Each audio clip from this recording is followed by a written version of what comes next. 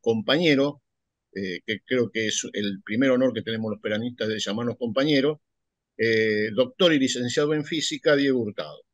Él es especialista en estudio de la historia de la ciencia argentina, tiene publicado dos libros muy interesantes.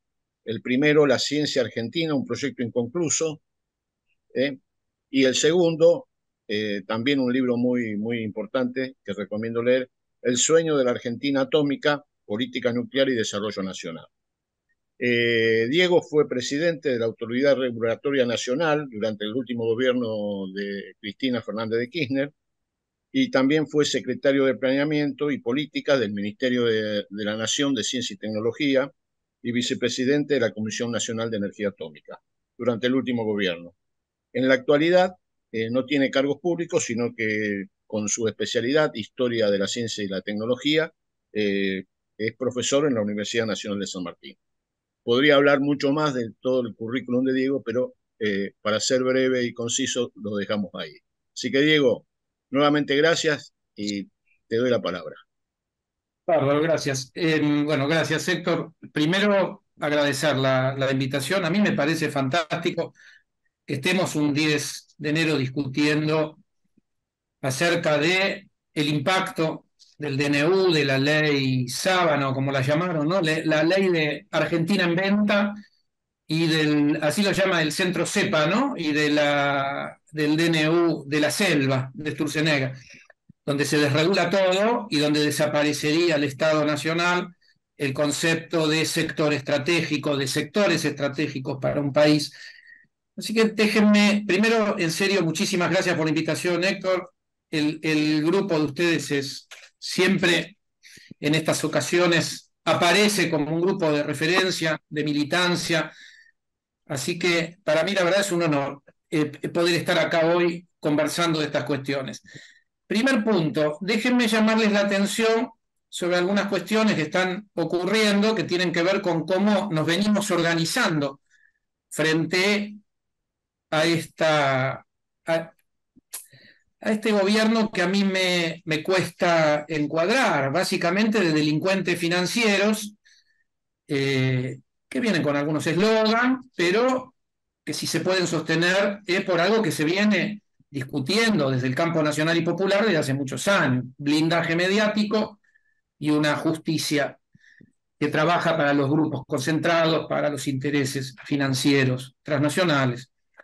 Digo, dicho esto, hace poquito se conformó siempre pensando o enfocándome en el sector de ciencia y tecnología, después pasó a dos temas que quiero discutir, pero como dije antes, me pueden interrumpir en cualquier momento y hagámoslo en todo caso como una discusión o como una charla más que como una exposición. Sí les quiero contar que se conformó hace poquito la Mesa Federal por la Ciencia y la Tecnología. Fue una iniciativa de la Red de Pensamiento Latinoamericano que tiene su foco en La Plata, que arrancó en La Plata como epicentro en la Universidad Nacional de La Plata, pero que hoy está como red de pensamiento latinoamericano en ciencia, tecnología y sociedad distribuido en todo el país. A esta red se incorporaron trabajadores de ATE, el grupo CITA, Ciencia y Técnica Argentina, 1 de mayo de la CONEA, Pueblo y Ciencia, el Foro de Pensamiento Nacional Latinoamericano, Foro Ciencia Santa Fe. Lo comento porque rápidamente el sector de ciencia y tecnología, viendo el impacto de lo que hoy integra un listado de posibles privatizaciones, o como lo llama la ley, es decir, empresas del Estado sujetas a privatización. Ahí hay varias empresas muy vinculadas o que son parte del núcleo duro de la ciencia y la tecnología argentina, sobre todo en sectores estratégicos como el sector nuclear, sector de telecomunicaciones, sector aeronáutico, sector salud. Por otro lado, en la ley, titubeo porque paso del DNU a la ley, ¿no? En la ley Sábana también se habla de intervenir organismos públicos, y ahí el primer documento que publicó hace poquito la Mesa Federal de Ciencia y la Tecnología llama la atención justamente a que en el artículo 6 se habla de intervenir todos los organismos y entidades descentralizadas, con excepción de la Administración Pública Nacional, con excepción de las universidades nacionales, y ahí de nuevo tenemos 16, 17 instituciones de ciencia y tecnología, más allá de la gravedad que significa para todos los organismos descentralizados. En particular, no recordamos una iniciativa semejante, o dicho por la positiva, para recordar una iniciativa semejante hay que retrotraerse a la última dictadura. Así que bueno, esto como un llamado de atención que llegó al sector de ciencia y tecnología a organizarse rápidamente. Dentro del sector de ciencia y tecnología, algunas estamos parados en la posición de promover que hoy la ciencia y la tecnología no es que pase a ser secundario o un tema que hay que relegar en función de otra agenda, pero sí que el sector de ciencia y tecnología se tiene que sumar a una agenda nacional de emergencia vinculada al problema de los salarios, al problema de las jubilaciones, al problema de las pymes.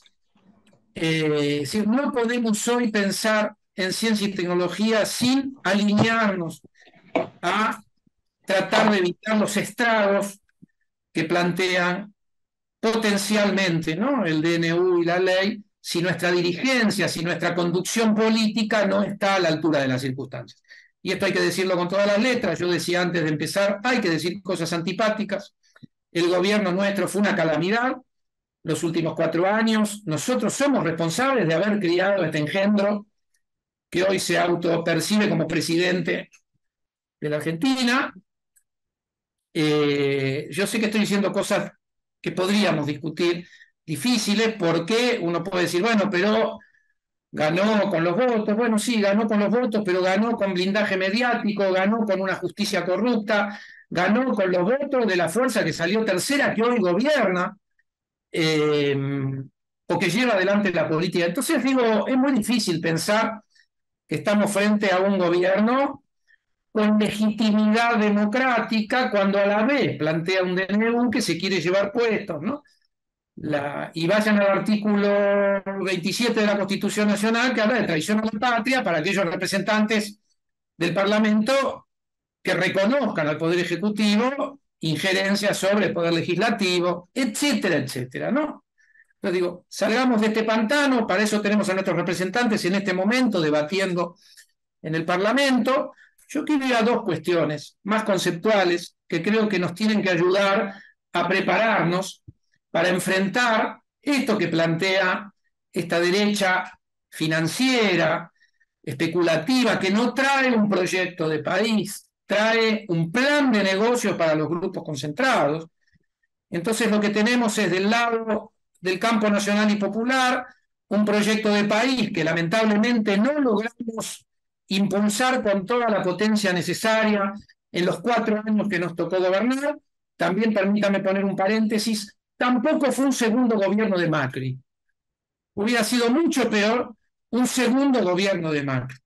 Dicho esto, no nos absuelve el no haber sido tan horrible gobernando como un segundo gobierno de Macri, no nos absuelve haber dejado de a pie a la cuestión salarial, al mundo del trabajo, y haber tomado sí medidas para los grupos concentrados, dólar exportador, dólar de acá, dólar de allá, pero los salarios hoy están en una situación penosa por lo que está aportando este gobierno, pero también por lo que dejó el gobierno anterior. Entonces digo, primer punto, estamos, permítanme un segundo, porque me estoy quedando sin batería, tengo que...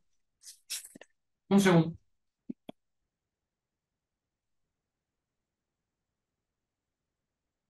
Discúlpenme, pensé que estaba cargando mi sola señal.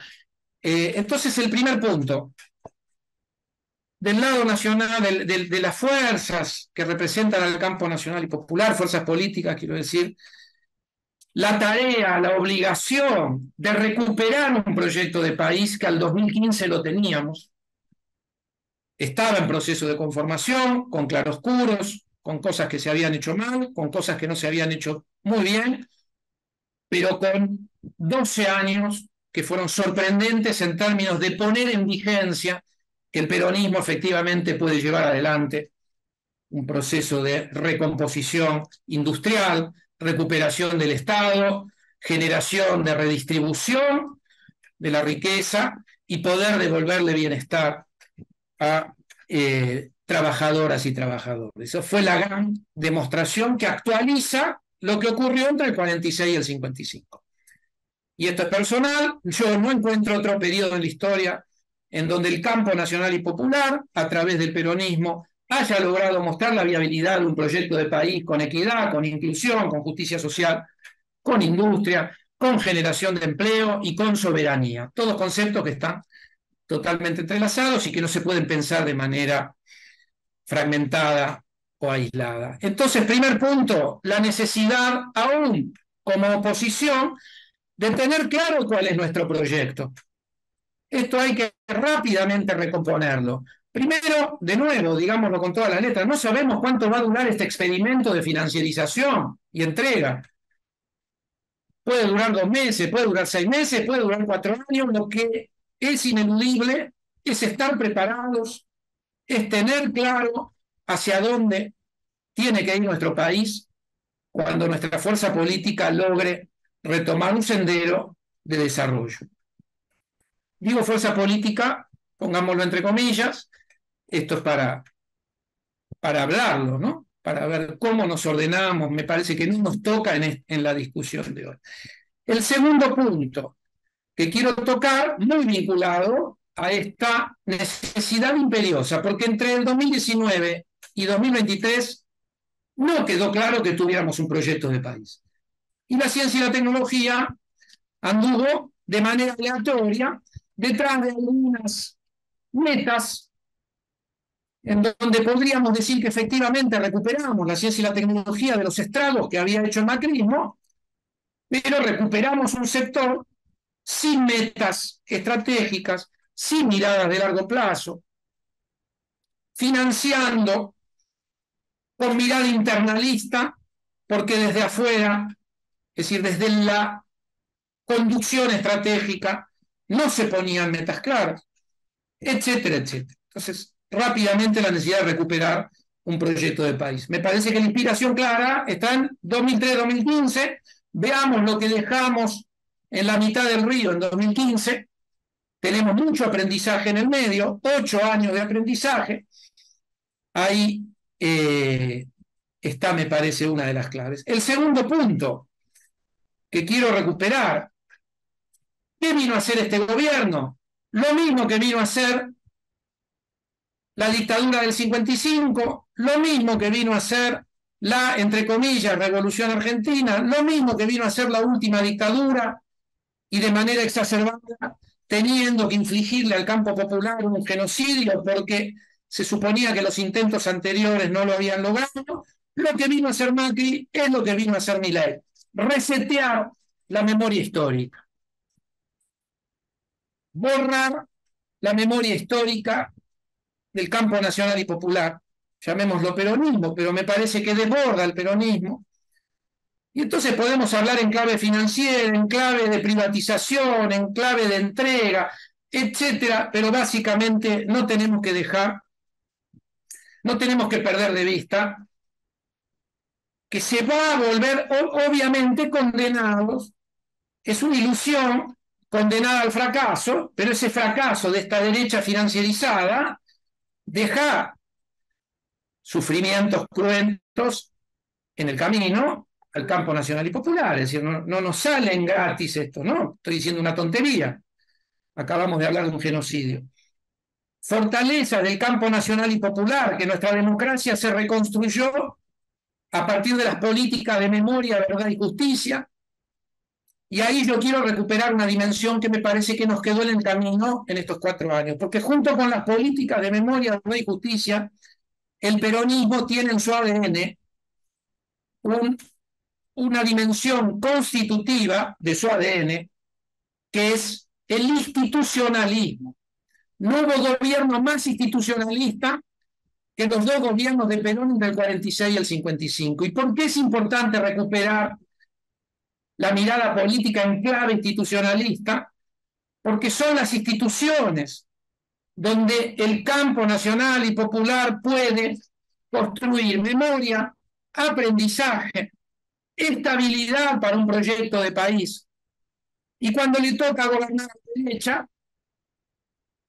haremos todo lo posible porque no les toque, pero cuando les toca, se tienen que encontrar con instituciones fuertes, con cuadros técnicos formados en el campo nacional y popular, como pasó, por ejemplo, durante el macrismo con el Ministerio de Ciencia y Tecnología. Destruyeron las políticas de ciencia y tecnología, pero no pudieron destruir los cuadros técnicos que existían adentro y que existen adentro de lo que hoy lamentablemente tenemos que llamar ex-MinSit. Esos cuadros técnicos, el personal, los seres humanos, formados entre 2003 y 2015, recordemos que la Argentina tuvo por primera vez un Ministerio de Ciencia y Tecnología a partir de noviembre del 2007. Pero los cuadros, lo que yo llamo cuadros técnicos, ¿no? Personal altísimamente calificado en todos los niveles, en rubros administrativos, en rubros de estadística, vinculados al sector de ciencia y tecnología, digo, es lo que nos permitió recuperar rápidamente la política y traspasar la pandemia, dando respuestas a pesar de los estragos que había hecho el macrismo, ¿no? Me parece que esa mirada institucionalista está muy claro durante el primer gobierno de Perón, asombra todavía hoy, ¿no? Estamos estudiando ese momento y entendiendo y tratando de entender lo que pasó con el IAME, Industrias Aeronáuticas y Mecánicas del Estado, con la primera empresa de medicamentos pública de medicamentos, Semesta, con la creación de una enorme cantidad de organismos, con el segundo plan quinquenal y las políticas científico-tecnológicas planteadas en el segundo plan quinquenal, con la creación de la Dirección Nacional de Investigaciones Técnicas, que fue el antecedente del CONICET, con la creación de la CONEA, del Instituto Antártico, de CITEFA, el fortalecimiento de las industrias para la defensa, etcétera, etcétera, es lo que permitió al campo nacional y popular traspasar 18 años de exilio de Perón. Es lo que le permitió a nuestro país tener una política nuclear de autonomía que pudo traspasar incluso el genocidio que planteó la última dictadura. Es decir, la mirada institucional que perdimos entre 2019 y 2023. Yo les aseguro que si hiciéramos un análisis de cómo trabajamos el problema de la institucionalización de nuestras políticas públicas, dimos lástima. Dimos lástima. No vinimos a autoflagelarnos, así como decimos, dimos lástima, también sabemos, por lo que ocurrió entre 2003 y 2015, que lo podemos hacer y muy bien. Y cuando digo dimos lástima, estoy siendo injusto con algunos sectores o algunos nichos en donde las cosas se hicieron bien. Hablo en términos colectivos, ¿no? Podríamos ir a mirar y poner la lupa en donde las cosas se hicieron bien en 2019-2023. Y si se hicieron bien fue porque se logró retomar lo que había quedado en el camino en 2015. Entonces digo, el concepto de institucionalidad, de qué es una institución pública, entender el Estado como un conglomerado de instituciones, donde las instituciones también, como dice García Linera, son también solidificaciones temporales de luchas, de correlaciones de fuerza, son un campo de batalla, donde se dice Linera, se objetivan las luchas, donde se expresa la correlación de las fuerzas dominantes. Eso también hay que darlo vuelta cuando nos toca gobernar. Cuando llega el gobierno a la derecha, ¿qué hace? Mira los WhatsApp, los Twitter de cada uno de los empleados de los cuadros técnicos del Estado Nacional y si ve que tienen algún olorcito a campo nacional y popular, los echa. No les renueva los contratos, los relega, los deja sin tareas. Bueno, ahí la derecha está claro que tiene bien en claro qué es lo que tiene que hacer en términos de dar esa batalla por el Estado y por las instituciones. Lo tuvimos claro nosotros entre 2019 y 2023.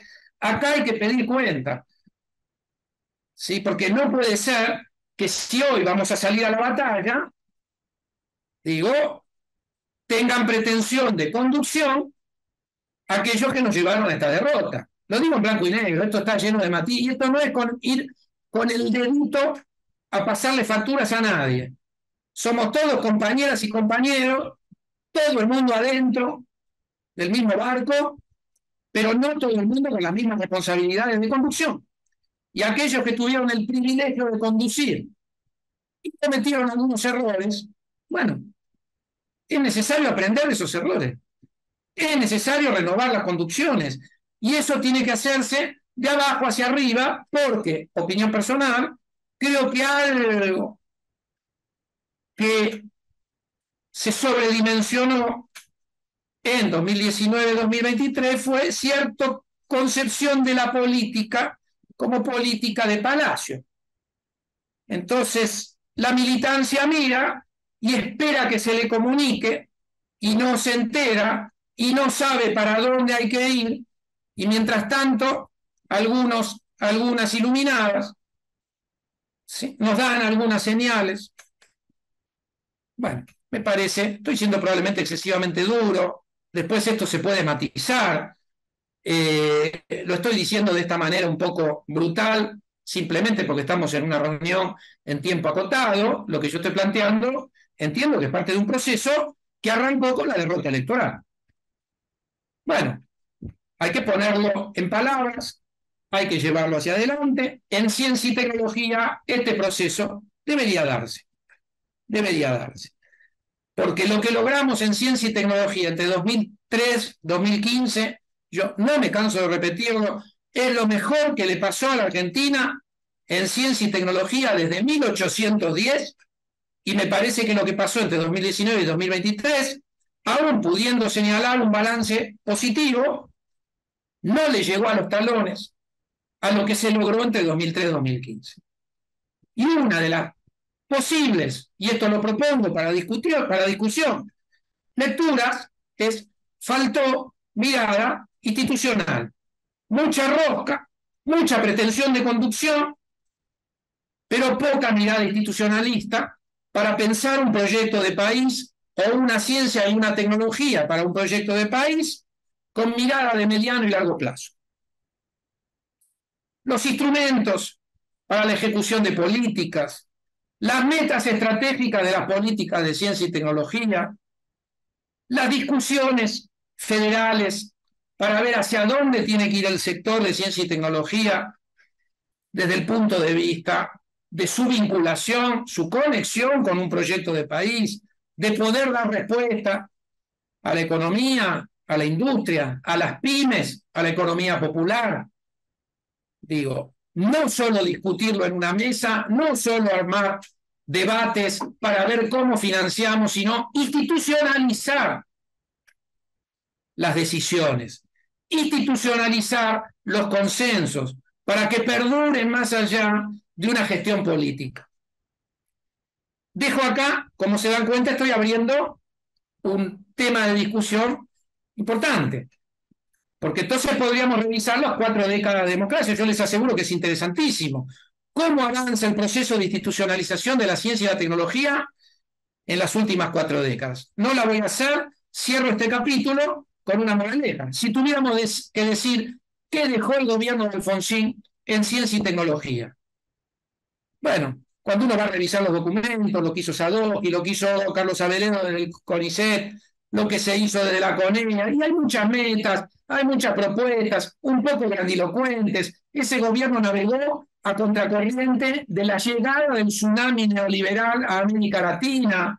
Entonces el problema de la deuda paralizó presupuestariamente la posibilidad de llevar adelante las metas, pero dejó algo muy claro el gobierno de Alfonsín como un legado que no podemos obviar, que es haber recuperado las instituciones de ciencia y tecnología para la democracia. Y yo les aseguro que eso fue una batalla que dio el alfonsinismo, que hoy es digna de ser mirada y estudiada. Lo que había dejado la última dictadura en el CONICET, yo les aseguro que era un nido de corrupción impresentable. Lo que nos había dejado como un plan nuclear sobredimensionado que quedó paralizado a fines de los 80, cuando se nos vino encima el problema de la deuda. etcétera, etcétera. Legado del alfonsinismo, haber recuperado las instituciones de ciencia y tecnología para la democracia.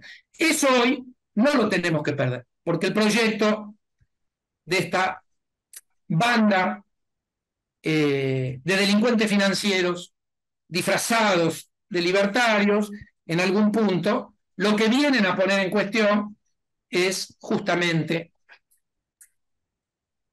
la capacidad del Estado Nacional de contar con un conjunto de instituciones que puedan llevar adelante, instituciones y empresas públicas que puedan llevar adelante un proyecto de país. Después nos matamos por el proyecto de país. Y sería bueno que la derecha tuviera un proyecto de país, porque entonces necesitaría de la ciencia y la tecnología y necesitaría de las instituciones de ciencia y tecnología. Si no las necesita, es justamente porque vienen a rifar los bienes públicos. Dicho esto, déjenme pasar a un segundo módulo, muy breve, voy a tratar de ser más breve, y a cerrar con la exposición. Y si les parece, sí abrir más a una discusión.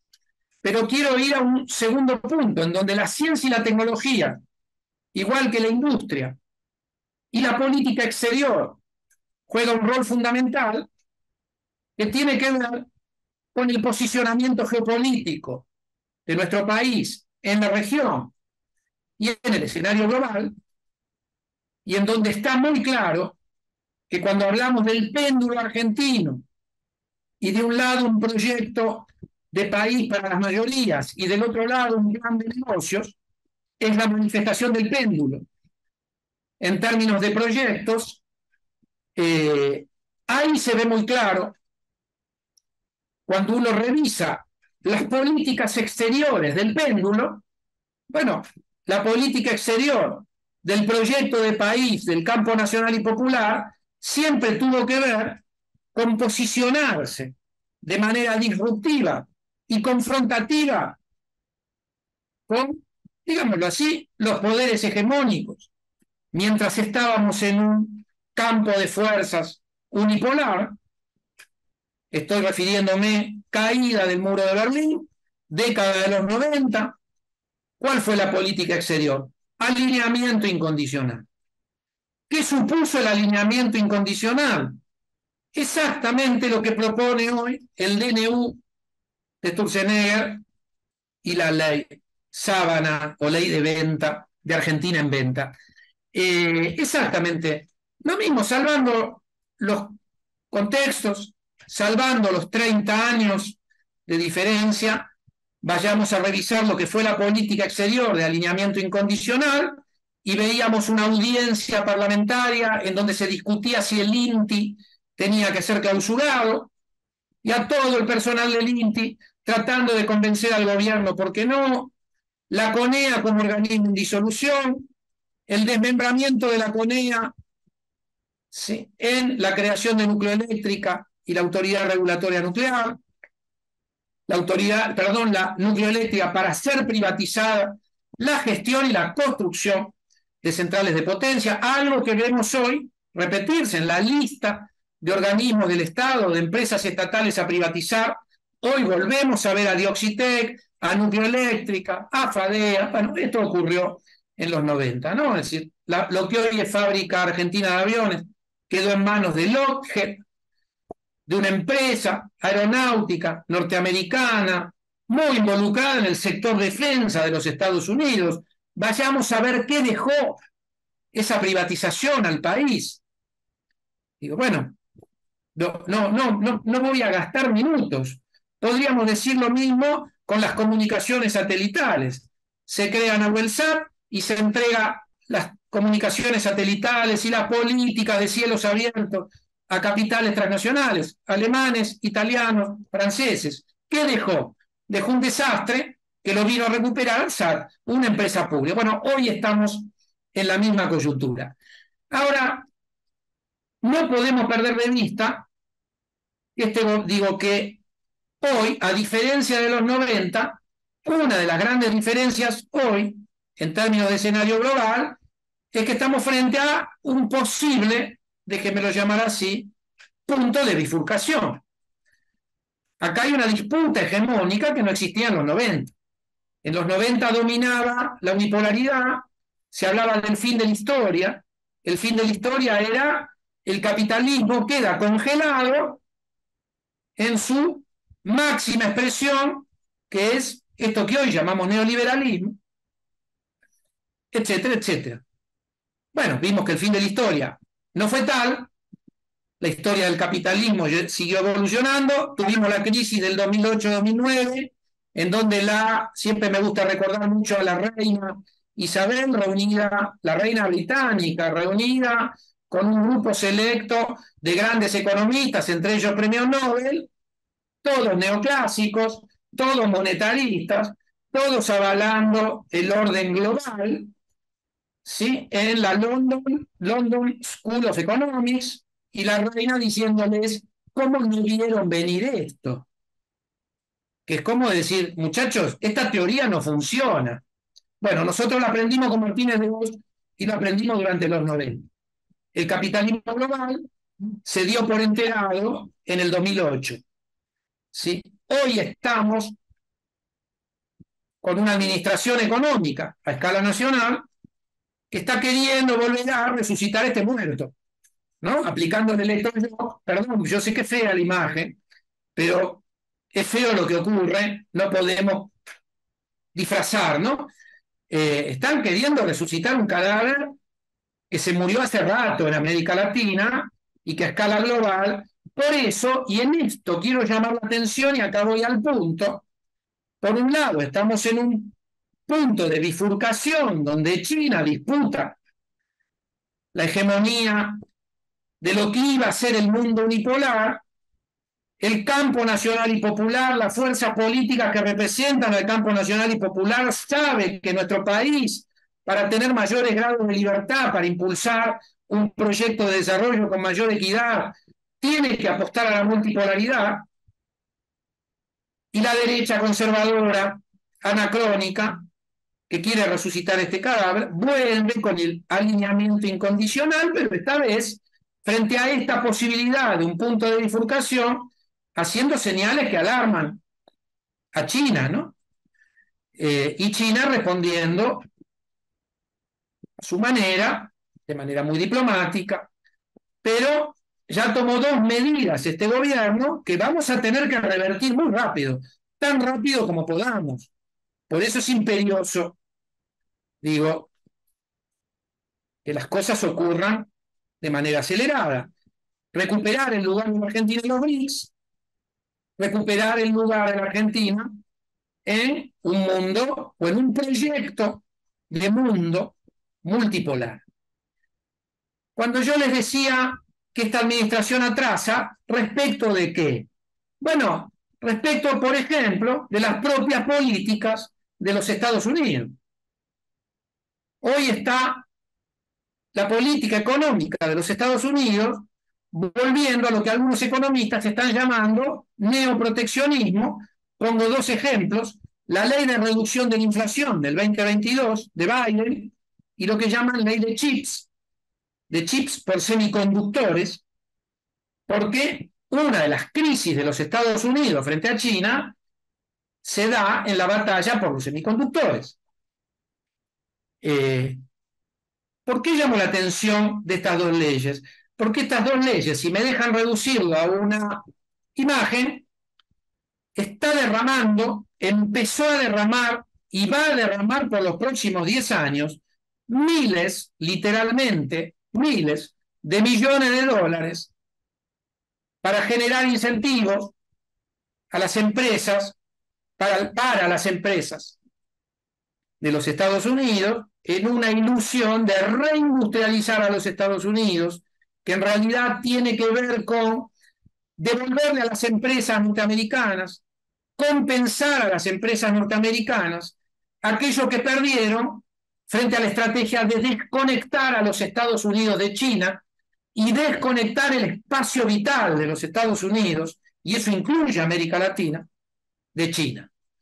Entonces resulta que América Latina queda alineado a la política de desconexión de los Estados Unidos de China, queda alineado América Latina como región queda alineada a las políticas de incentivo de la industria norteamericana, y nuestro gobierno entonces, o esto que se llama gobierno, la Argentina, se alinea a esta política de generación de incentivos, recomposición de las cadenas de suministro de bienes estratégicos o de minerales estratégicos para que Estados Unidos pueda llevar la batalla de los chips, vinculado al litio, vinculado a los semiconductores, vinculado al hidrógeno, vinculado a la transición energética.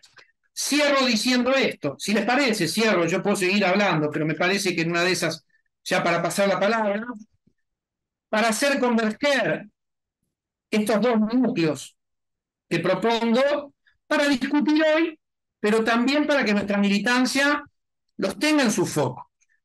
Si por un lado, la necesidad de volver rápidamente a una mirada multipolar, a entender el lugar de la Argentina en el mundo multipolar, y entonces cuál es el lugar de la ciencia y la tecnología en el mundo multipolar, y si queremos pensar de manera correcta, por lo menos desde la ciencia y la tecnología, desde la industria, desde la energía, desde la salud, digo, de manera correcta, esta recomposición de nuestra mirada en un escenario multipolar, necesitamos recuperar la dimensión institucional. Déjenme darles un ejemplo muy puntual. ¿Qué significa la transición energética? Donde la transición energética para este gobierno de financiarización, ¿vieron cómo titubeo? Todavía no logré ponerle etiqueta a esto que nos gobierna. Entonces cada vez que los quiero aludir, no sé cómo aludirlos. Pero digo, la transición energética es la gran oportunidad para los negocios financieros y la entrega de los recursos naturales, alineando los poderes fácticos y los grupos concentrados nacionales a esta entrega. Negocio brutal. Tenemos a Pablo Roca en Vaca Muerta, el litio. Siempre hablamos del litio, pero la cadena, ¿no?, de suministros, el cobre, el zinc, el cobalto, el uranio, si vamos por un plan nuclear o si la energía nuclear va a integrar la transición energética a nivel. Y del otro lado, un proyecto de transición energética para un proyecto de país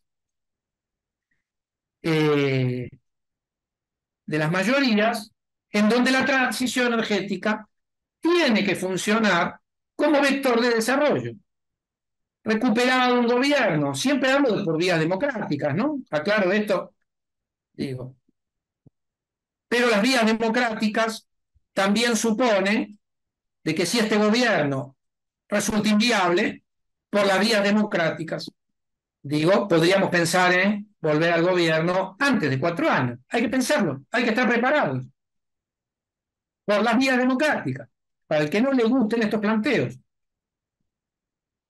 Yo no solo creo que es necesario pensarlo, creo que sería deseable para minimizar el sufrimiento que podría causar este gobierno actual durante 4 años. Dicho esto, la transición energética hoy se plantea como necesidades de infraestructura, digo de otra manera, transición de infraestructura para necesidades humanas básicas que representan el 10% de la economía global,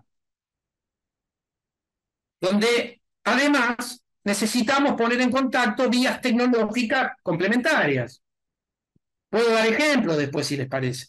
Me parece que no viene a cuento ahora hablar específicamente, simplemente lo quiero poner que se tienen que implementar en varias décadas. El proyecto Manhattan, el proyecto Apolo, son un chiste al lado de las capacidades organizacionales, políticas, de generación de instrumentos que necesita o que demanda la transición energética.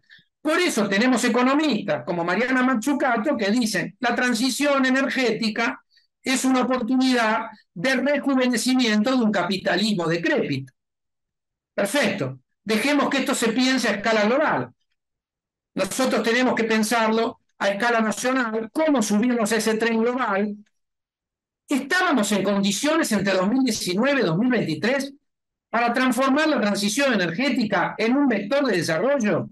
Déjenme dar una respuesta muy personal que me la pueden rebatir, refutar, discutir. Nosotros desde la Secretaría de Planeamiento lo que vimos es que no teníamos conciencia como país, como gobierno, de las necesidades de coordinación, de organización, de formación de capacidades estatales, de generación de estrategias, de asociatividad público-privada, de generación de instrumentos para generar incentivos al sector privado de alineamiento hacia las metas y finalmente un plan nacional de transición energética pensado a 30 años. Todo eso, muchachos y muchachas, es escandaloso decirlo, no existe. No lo hicimos. Hay pequeñas piecitas del rompecabezas. Nosotros de la Secretaría de Planeamiento llevamos, y esto también tiene un gran mérito, el ministro Filmus, haber llevado el Plan Nacional de Ciencia y Tecnología al estatus de ley. Adentro de ese plan hay una agenda para la transición energética que la trabajamos con la Secretaría de Energía, con el Ministerio de Desarrollo Productivo, que después quedó como Secretaría dentro del Ministerio de Economía. Hicimos esfuerzos desde desarrollo productivo, desde energía, pero estamos hablando de la oportunidad que hoy ve el capitalismo global de mover el 10% del PBI mundial para recuperar el capitalismo y que para nuestro país significa una oportunidad como vector de desarrollo, pero que requiere capacidades que no tenemos. Y si me piden, danos un ejemplo de que lo podemos hacer. Lo que pasó con el primer y segundo plan quinquenal y lo que pasó entre 2003 y 2015. Y lo que pasó entre 2003 y 2015 como aprendizaje que había que revisar y mejorar. Bueno, eso no lo hicimos, ni siquiera lo logramos plasmar en el discurso entre 2019 y 2023. ¿Lo digo para flagelarnos? Para nada. Tenemos tiempo, estamos a tiempo, no sé si tenemos tiempo, tenemos poco tiempo, pero estamos a tiempo para que desde la militancia, para que desde nuestra conducción tomemos conciencia de la necesidad de empezar a elaborar un proyecto de país, que en ese proyecto de país hay que definir sectores estratégicos. Lo primero que diluye la derecha financierizada, lumpen, que le tocó a América Latina y en particular a la Argentina, diluye el concepto de sector estratégico. Hoy es fácil porque hay computadora. Pongan la palabra estratégico, estratégica, estrateg en el buscador y aplíquenlo al DNU o a la ley Sábana. A ver si encuentran alguna alusión. Y como ejercicio, me pongo maestro Ciruela, busquen, porque no van a encontrar mención al concepto de estratégico, busquen con qué está reemplazado. Acá es más difícil, porque ya no alcanza con el buscador. Vayan a buscar, se van a divertir. Las expresiones que utilizan estos impresentables para reemplazar el concepto de sector estratégico, política estratégica, mirada estratégica, que es un concepto muy querido y que está en el núcleo del peronismo. Un proyecto de país se codifica en la definición democrática de sus sectores estratégicos. Vamos a apostar a esto y no vamos a apostar a esto otro. Eso define un proyecto de país.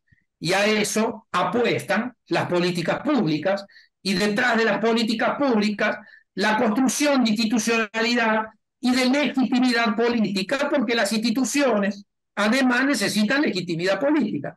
Y ahí está el campo nacional y popular, la militancia, el ganar las calles para dar legitimidad a las iniciativas de políticas públicas y a nuestras instituciones y a nuestro Estado. Si les parece, dejo acá, pongan en el foco la transición energética, van a ver los intereses de esta derecha lumpen frente a la transición, obviamente que no tienen un proyecto de transición energética para el país, tienen un plan de negocio que es tupacaramizar, ustedes me entienden, no lo voy a volver a repetir, fragmentar, balcanizar cualquier mirada unitaria para nuestro país simplemente para entregar a los grupos concentrados, a los fondos buitres, a BlackRock, ¿no? A BlackRock lo tenemos como mayorista accionario, digo bien, de la empresa Livent, mayorista accionario de la empresa Livent, que tiene la explotación del litio en Salta, y lo tenemos propietario de los bonos de deuda argentina, de los dos lados. Aprieto las clavijas de un lado y me quedo con el litio, me llevo al litio o te aprieto las clavijas del otro. Digo, ejemplo, ¿no? No hace falta llegar hasta este punto. Esto es lo que tenemos que tratar de sacarnos de encima. Transición energética, pongan el foco.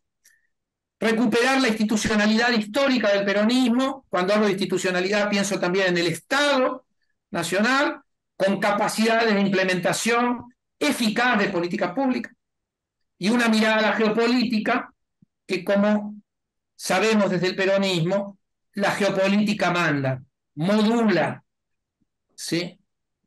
Marca el rumbo al resto de las políticas públicas. Si les parece, dejo acá. Gracias por la paciencia. Disculpen la desprolijidad un poco de la exposición. Es el momento del año y el momento político de nuestro país, ¿no?, que nos obliga a repensar muchas cosas.